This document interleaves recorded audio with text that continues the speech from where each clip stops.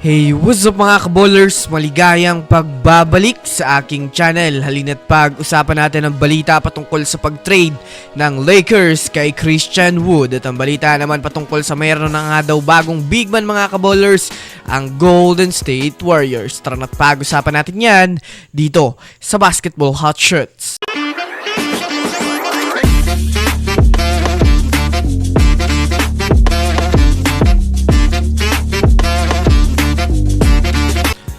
Una nga muna tayong dumako mga kaballers sa balita patungkol sa pag-trade ng Los Angeles Lakers kay Christian Wood.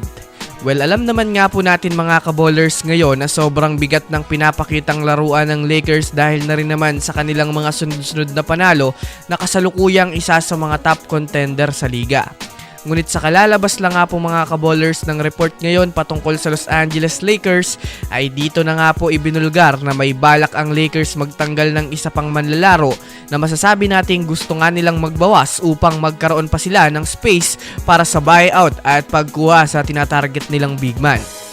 Isa nga sa mainit na gustong tanggalin ng Lakers ay ito nga pong si Christian Wood na isa sa mga sentrong bibihira na rin lang naman nilang magamit mga kaballers at di na rin naman malakas ang naibibigay nitong impact sa koponan ng Lakers. Well, para nga po sa kaalaman ng lahat, patuloy nga pong pinupursu ng Lakers ang kanilang dating big man na si Dwight Howard.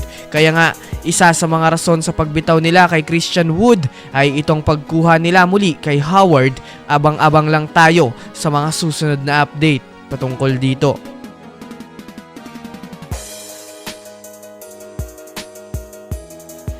Samantala, dumako naman tayo mga kaballers sa balita patungkol sa mayroon na nga daw bagong big man ang Golden State Warriors ngayon.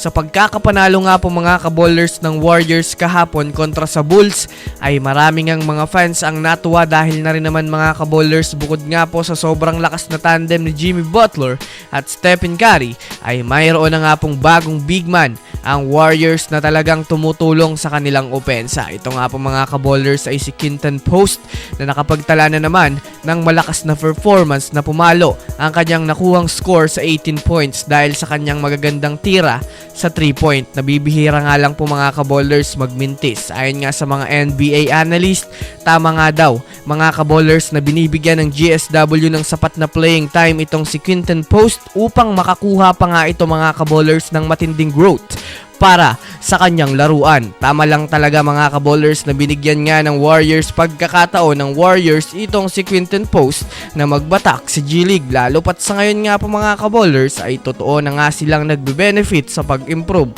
ni Quinton Post. So yun lamang mga kaballers, yan lang naman ang pag-uusapan natin ngayon.